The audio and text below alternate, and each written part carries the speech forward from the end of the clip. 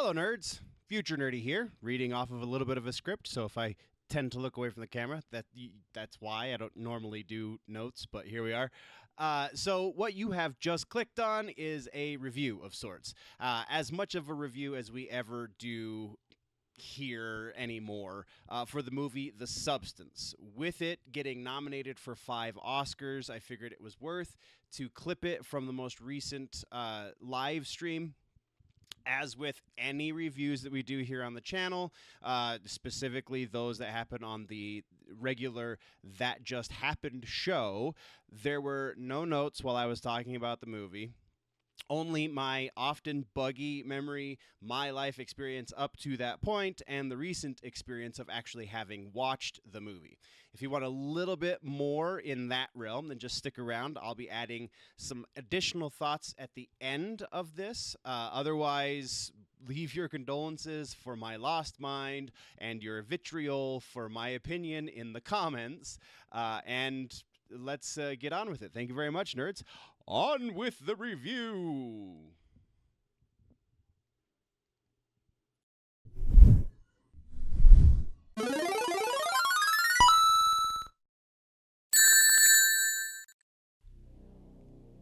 Hello, nerds! You are tuned in to a clip from the most recent stream over on the main channel, Generally Nerdy. This is Nerd News Clips, hence clip, but this is a little bit unique because we are technically right now in the off season, which means I do live shows, so I have to clip from the live show, so makes these clips a little bit more unstructured and kind of longer form than normal. But I appreciate you tuning in. If you are interested in the rest of the stream, then again, go check out the main channel, Generally Nerdy.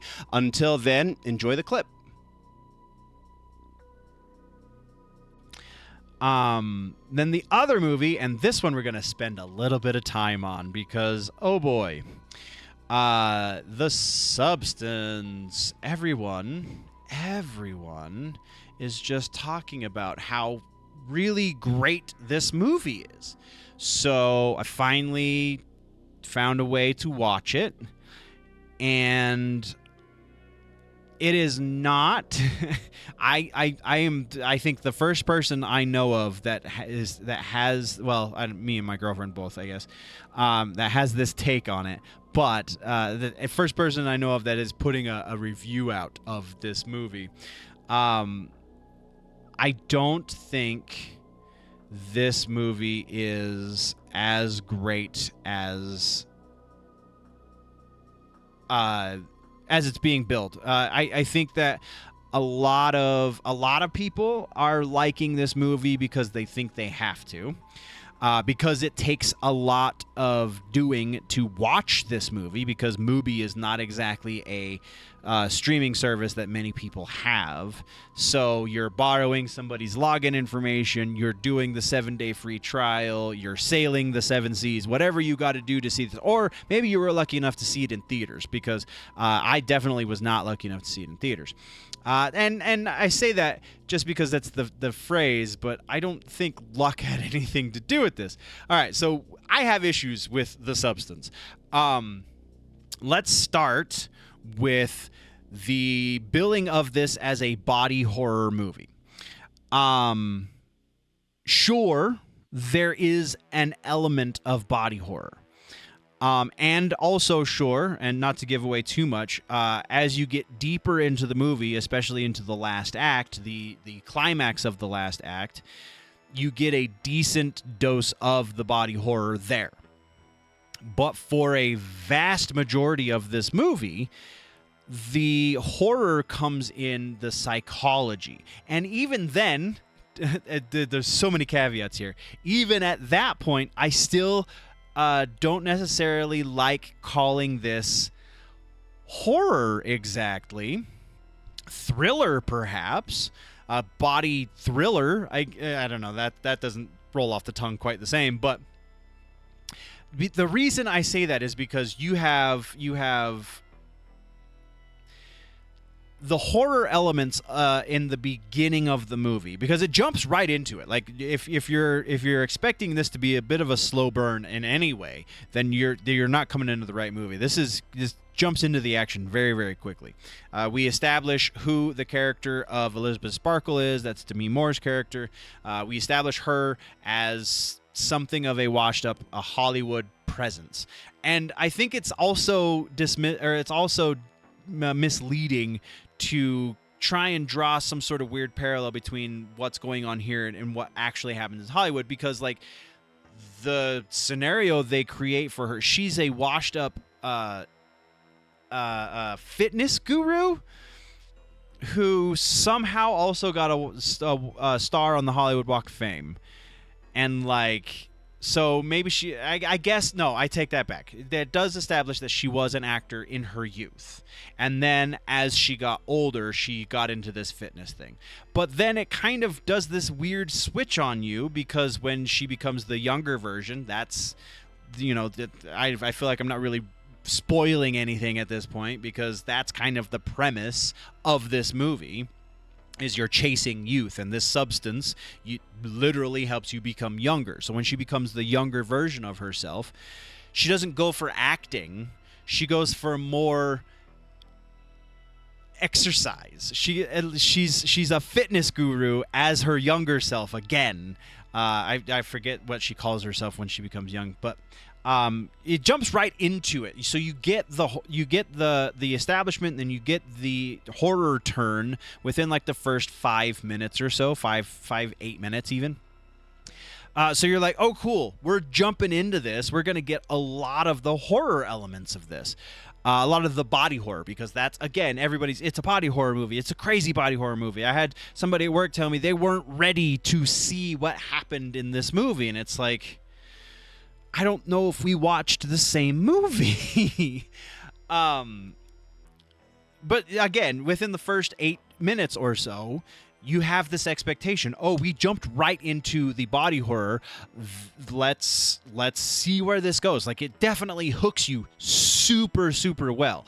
You have the character of the agent played by Dennis Quaid. He does and that is my next issue, but we'll get there. He does an interesting job. But so as she becomes younger, she's just doing the fitness stuff. And really, how famous do fitness influencers, even in today's society where influencers are kind of everything, like how famous are they in terms of Hollywood? Like, it's a weird expectation for your suspension of disbelief. So Margaret Qualley is the younger version of Demi Moore's character. And then let's talk about the Dennis Quaid situation.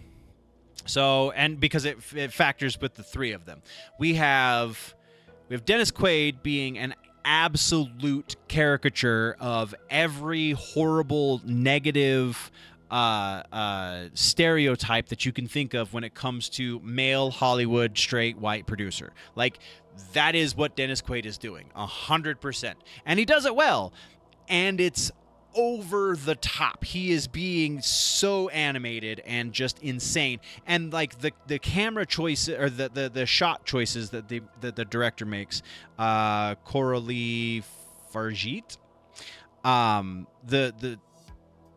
the lens choices that she makes, like a lot of the first parts of this movie are shot stupid wide, like 8 millimeters wide, like fisheye wide, and it kind of adds to that caricature element of Dennis Quaid's character. It also makes you think that they're trying to do that as some sort of statement, that this whole movie is supposed to be over the top. But then you get Demi Moore's performance, and I don't know if she can be a caricature in the same way that Dennis Quaid can really just do whatever the hell Dennis Quaid wants, because he's a fantastic actor. Demi Moore is in a completely different movie than I think 70 to 80% of the rest of this cast are in. And really, the cast largely is just these three people. I'm talking more about the peripheral people characters as well, but largely it's just these three characters that we're really dealing with. And then Margaret Qualley, her performance is, I think, still playing into, because obviously Dennis Quaid is there for comic relief. Like, he's there to be ridiculous and like, oh my God, what is this guy saying? What is this guy doing? How the hell? He's so disgusting. Like, it's dark comic, but it's still, I think, to a certain level, comic relief. Margaret Qualley, I think she wants to be in the same movie that Dennis Quaid is in. So she's also playing for a kind of sort of comic level performance in this horror movie. But I don't know if it's inexperience, if it's bad directing. I don't know exactly where it is, but it doesn't quite follow through.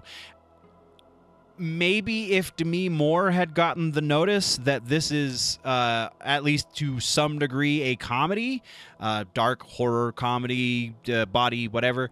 And even looking at the picture on my screen right now, none of this says comedy. Like, I don't know, it's just it just wasn't what it was billed as. There is the interplay between the old version of Demi Moore's character, Elizabeth Sparkle, old version of the character, young version of the character. There's that interplay. There's the psychology involved with trying to chase youth forever and this whole culture. Like, yeah, I see that. I feel like a lot of the points that the director's trying to make fall a little flat, but I see what she's trying for, and it's very obvious that she's trying to make something deep, even if she's not really succeeding very well. Like, it's the context is there.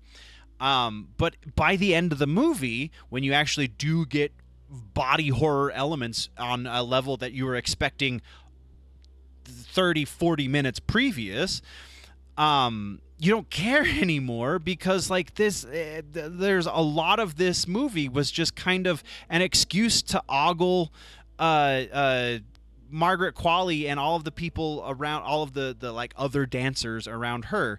Like, it's the weird the male gaze, the weird argument against the male gaze, and how that conflicts with a modern interpretation of female empowerment. Because I did not see anything empowering about 90% of the male gazy things that Margaret Qualley was doing. Some of the stuff didn't feel as male gazy, and I really hate using that as a term, but here we are. Even though like it involved naked bodies, I didn't feel as male gazy because it felt intentional. It felt like this is how the story needed to be told in those very specific moments, and there are very few of them. The rest of it is just like, it's psychological, and I don't know. I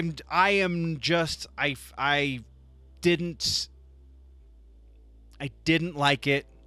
I understood what was going on. So anyone who comments on this afterwards that just says you just didn't understand it, no, I fully understood what they were trying for. I fully understood what they billed this movie as, and those two things are not compatible. They're not the same. So like, it was entertaining. I'm not saying I hated it. I'm just saying I didn't really enjoy it. It was not a horror. You want to see really, really good body horror. You want to see insane, like going to haunt your dreams for the next 3 months style body horror. Go watch Color Out of Space with Nicolas Cage. That movie will mess your brain up. This movie, it will be something to watch for in about 90 minutes. Like that's the best I can do for suggesting to see the substance. So, like I said, we're going to add just a little bit, future nerdy again. We're going to add just a little bit more context, I think, to the points that I was making. I do stand by the fact that the far better body horror movie out there is going to be Color Out of Shape. Pardon the weird hair. I'm editing, and it just is what it is. After giving it a little bit more thought, I do see a little bit more of what's going on. I still don't think this is the great movie everyone wants it to be. I understand there's a little bit more in my head, in my opinion. There's a little bit more leeway to be given to Demi Moore's straight man, because if we are looking at this more like a comedy in a lot of respects, then Demi Moore would be the straight man, and everyone else is out to kind of mess with her, which adds to the horror elements. Still poorly executed by comparison to anything else of substance. See what I did there? Still poorly executed, though, when compared to other quality body horror movies, when compared to other dark comedies. Like, there's just so many misfires in here that even upon further analysis and even upon further introspection, like getting even deeper into, okay, I can appreciate that part of this a little bit better, still doesn't make it that good. Again, didn't hate the movie. I'm not saying don't watch it necessarily. I am saying just be prepared for it to be not as good as maybe everyone wanted you to think it was. And this includes Jeremy Jahns. A little bit disappointed in the fact that he didn't pick out the fact that it seems like Dennis Quaid and Demi Moore are in two very different movies. Even with her being the straight man, with Dennis Quaid being I don't know what the opposite of the straight man is. I can't remember that term, actually. Whatever. With Dennis Quaid being the caricature that he is, it makes her straight man look that much more out of place and poorly done. There's a better way to do that dynamic. And even in the right off hand, the better way to have done that dynamic would probably to have made that dynamic a little bit more palpable between the two versions of Demi Moore's character. Make the younger version the other side of that equation, and have Demi Moore be the straight man, and then have their interactions, which again, there is a hint of that, but it's really not enough to give you what you're looking for. So anyway, yeah, I just wanted to get a little bit deeper in that, add a little bit more nuance. Like, yes, I realize if this is a comedy, then Demi Moore is the straight man, so she shouldn't be as much a caricature as the world around her, because that's what makes that work. And it to a certain degree makes the horror around that work a little bit better as well, but emphasis on little bit, because there's just not enough here, I think, to make this as good as everyone wanted me to think it was. So, yeah, that's what we got. Thank you very much, nerds, for tuning in. This is, again, a clip from the live stream. There was no live stream this week. There will be, hopefully, a live stream for the upcoming weeks until Valentine's Day. Week of Valentine's Day, probably not a whole lot going on the channel. And then we will return the following week with regular news, and that just happened, and all of the regular things on the channel, because we will be freshly into season 6, as I have dubbed it. So thank you very much, nerds. Still getting over sickness. I appreciate all the attention and the care and the things. We will see you in the next one. Before we go, always remember that if it's generally nerdy, it's probably here.